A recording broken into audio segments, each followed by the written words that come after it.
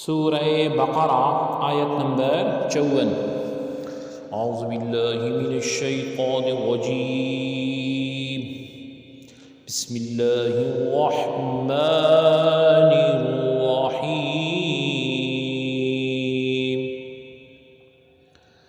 وَإِذْ قَالَ مُوسَىٰ لِقَوْمِهِ يَا قَوْمِ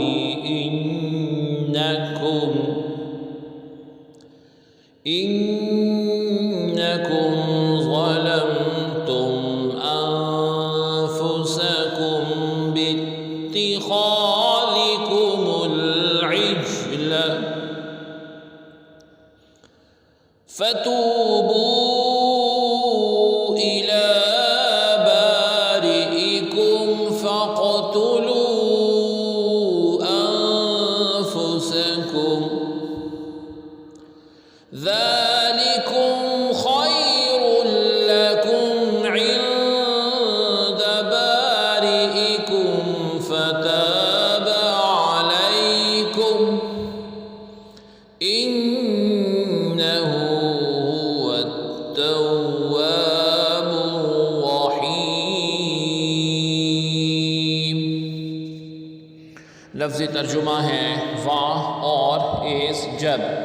قالا فرمایا موسیٰ علیہ السلام نے لی واسطے قومی قوم ہی اپنی یا اے قومی میری قوم انا بے شک تم ظلمتم تم نے ظلم کیا انفسا جانوں پر کم اپنی بھی بوجہ اتخاذی اپنانے تمہارے العجلہ بچھڑے کو فا تو توبو توبہ کرو الہ طرف باری پیدا کرنے والے کم اپنے فا پس اقتلو قتل کرو تم انفسا جانے کم اپنی ذالکم یہ خیر بہتر لا واسطے کم تمہارے عندہ نزدیک باری پیدا فرمانے والے کم تمہارے فا پس تابا توبہ قبول کی علیہ اوپر کم تمہارے انا بے شک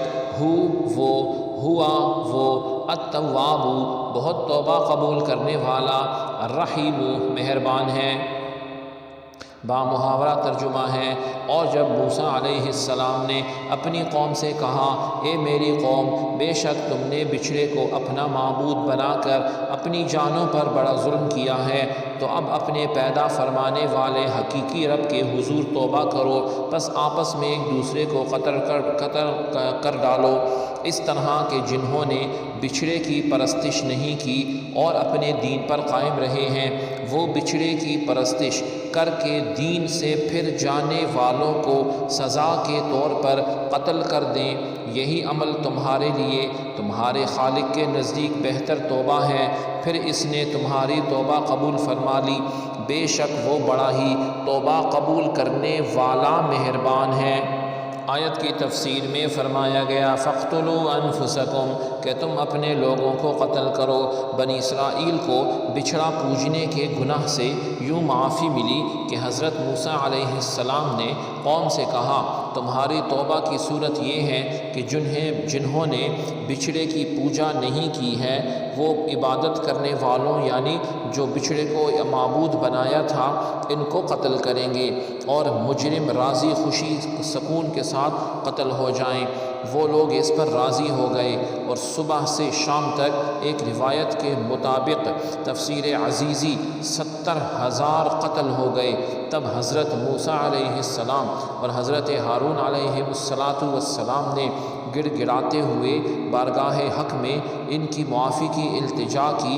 اس پر وحی آئی کہ جو قتل ہو چکے وہ شہید ہوئے یعنی شہادت کا درجہ اور ثواب پا گئے اور باقی بخش دیے گئے۔ قاتل اور مقتول سب جنتی ہیں۔ اس آیت میں مرتد کی سزا کے بارے میں بھی معلوم ہوا۔ اس آیت سے معلوم ہوا کہ شرک کرنے والوں سے مسلمان مرتد ہو جاتا ہے، شرک کرنے سے مسلمان مرتد ہو جاتا ہے، اور مرتد کی سزا قتل ہے، کیونکہ یہ اللہ رب العزت سے بغاوت کر رہا ہے، اور جو اللہ تعالیٰ کا باغی ہو اسے قتل کر دینا ہی حکمت اور مصلحت کے عین مطابق ہے۔ دنیا کے تقریباً تمام ممالک میں یہ قانون نافذ ہے کہ جو اس ملک کے بادشاہ سے بغاوت کرے اسے قتل کر دیا جائے۔ اس قانون کو انسانیت کے تمام علمبردار تسلیم کرتے ہیں اور اس کے خلاف کسی طرح کی کوئی آواز بلند نہیں کرتے۔ جب دنیاوی بادشاہ کے باغی کو قتل کر دینا انسانیت پر ظلم نہیں تو سب بادشاہوں کے بادشاہ اللہ رب العزت کا باغی ہو جائے اسے قتل کیا جانا کس طرح ظلم ہو سکتا ہے؟ بنی اسرائیل پر اللہ رب العزت کا فضل بچھڑا بنا کر پوجنے میں بنی اسرائیل کے کئی جرم علماء نے بیان فرمائے۔ نمبر 1 مجسمہ سازی جو حرام ہے۔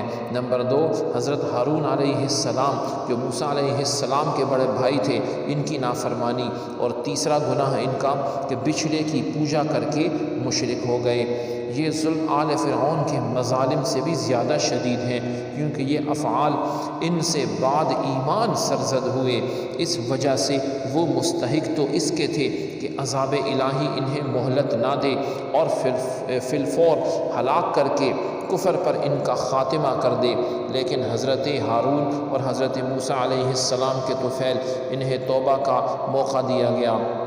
یہ اللہ تعالیٰ عز و جل کا بڑا فضل ہے، اور یہ قتل ان کے لیے کفارہ بن گیا۔ سبحانک اللہم و بحمدک اشہد ان لا الہ الا انت استغفرک و اتوب الیک، وصلی اللہ تعالی علی خیر خلقہ محمد وعلی آلہ و اصحابہ اجمعین برحمتک یا ارحم الراحمین۔